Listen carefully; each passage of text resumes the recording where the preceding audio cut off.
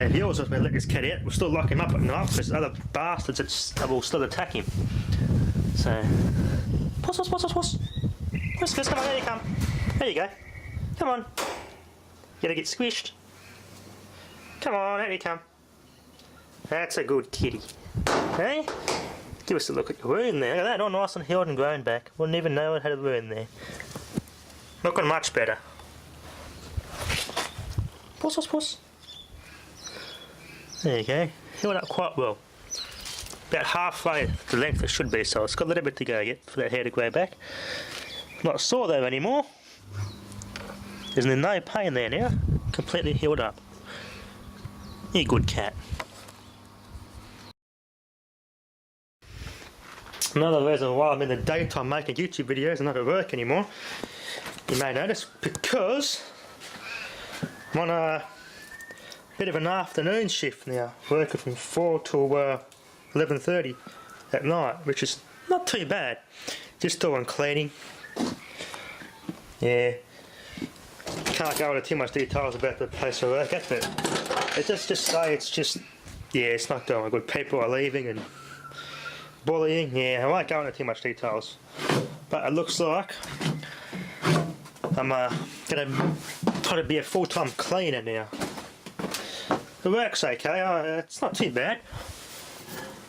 Get home and wake up, go home, go to bed. 12 o'clock, I go to bed midnight, wake up about 8 o'clock in the morning. I have till 4 o'clock, so till 3 o'clock actually, but it's usually 4 till I go to work. Which means in that time before then I can still do the stuff I want to do. So I still can have time for YouTube videos as well, so which is really a good thing. But lately, I haven't done much to do in this caravan. It's just been a mess, mainly because it's been too bloody cold.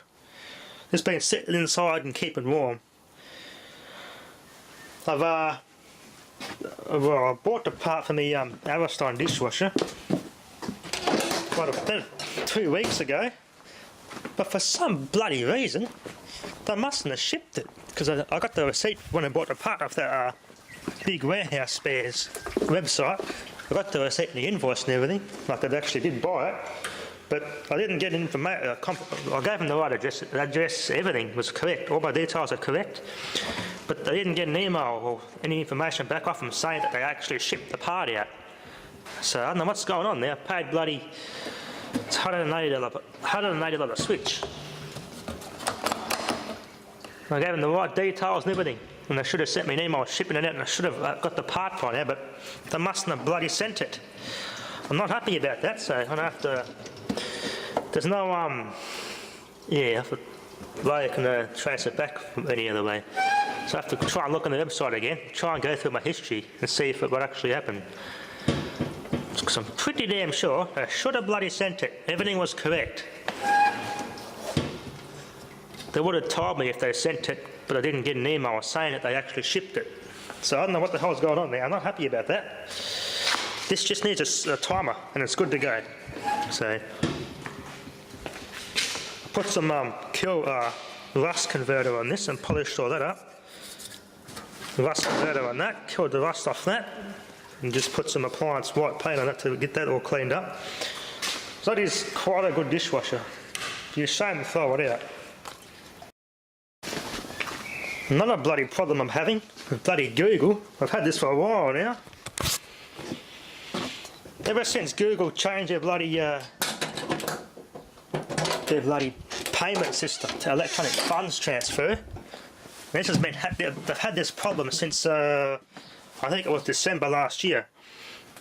I gave them all my bank details, everything's correct, did everything correct as Google told me to, but for some bloody reason the EFT verification to verify my account with Google, that they can actually pay me, it keeps failing.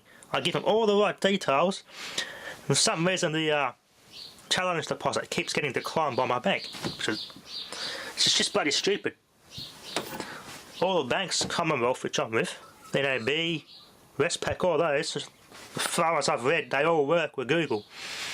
For some reason in my particular situation, Commonwealth just mustn't like Google or something. I don't know what's going on. I have them all the right details, it's all correct. The first time when they first did it, I couldn't put all the bank account information in properly. They wouldn't let you do it. I could only fit half of it in there. If they'd have changed it so I could fit it all in there properly, it fits all correctly, but for some reason it still won't bloody accept the payment of the deposit. So I'm gonna have to find out how I'm gonna get freaking paid by Google now. Yeah, it's really annoyed me lately. Unless I fucking change banks or something, but it's a bloody shame. The old system was better with a check in the mail. At least it freaking worked. To the freaking changed it just to save the planet. It just annoys me. Anyway, I'm still now trying to figure out how to get that shit to work. But anyway, I'm gonna see if I can get this motor going. But the challenge here is finding exactly at what point it's short of the ground. I'm going to try and do other people's suggestions and pull this terminal box apart, pull the wires out and see if that's actually shorted, but I don't think that's the case. Okay, that compressor I tested too, by the way, that works. That one I'm going to look at another fridge which has the same compressor as this and look at the details of exactly how it's wired up, and that should work. This one here, I discovered when I took this out of the old fridge, I noticed a lot of the wiring was crumbled, insulation breaking off like that, and some of it was, I seen a spark where it shorted together. And I've also seen a botch from wire, this type of wire here, the original wire, and it was duct tape to modern wire. They must have twisted the wires again and duct taped it. So it's had a wiring hack in the past. That's probably why the fridge is thrown out, but had I have known, and if I had the chance to take the whole fridge home, I bloody would have. Because all it would have needed was a rewire, and this thing would have worked. But I think the reason why it was actually thrown out was not only because of the wiring issue, but I think someone else would have plugged it in the past. Not only the wiring failed, but they've blown the relay up. The starting relay's been blown up. There's a spring that went there, between there and there, and that went bang. It must have shorted that spring out and put a dead short on this relay, across that spring, directly across this spring here, and blew it up. So that's why it was thrown out. There's even a date code, 14th of April 1955. There you go. So if I can replace this the spring that was in this relay, it must pull like that by default when it's off. So it's gonna, you can see where they set the tension and solder it in place, and it holds it like that. And I think how this works, if the compressor's overloaded, it will pour a lot of current, and this spring must heat up, and click, expands, turns it off.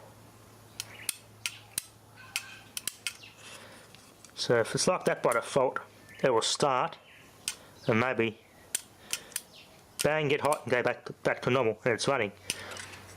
But the schematic, unfortunately for this, is what's left of it. Because I did look at the wiring carefully, and the casing was so dirty I couldn't see where the wires went. That's the original schematic. If I can find a copy of this or something on the internet, it'd be nice. Because I'd love to get this relay fixed, because that actually clipped in there. I couldn't get the bloody thing out. They're bloody breaking the case apart, but I got all the pieces, so I'll keep that. Let's go find another relay compatible for this compressor. And yeah, hopefully I can fix that relay up and find a wiring diagram for this thing. This thing is pure porn, righty. It is a very nice compressor. They do not make them like this anymore. Hermetically sealed unit, manufactured by James N. Kirby. Manufacturing Proprietary Limited. There you go, Camperdown, New South Wales. 1/8 horsepower, 230-250 volt, 50 cycles AC. Use only Freon, F12 or Arcton 6. Interesting. Pressure test to 200 pounds per square inch. Charge less than 2 pounds of refrigerant. Do not use antifreeze solutions.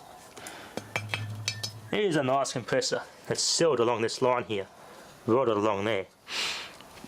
I don't want to cut it open just to autopsy to see how it's like, and so I know it's going to be a very nicely made unit.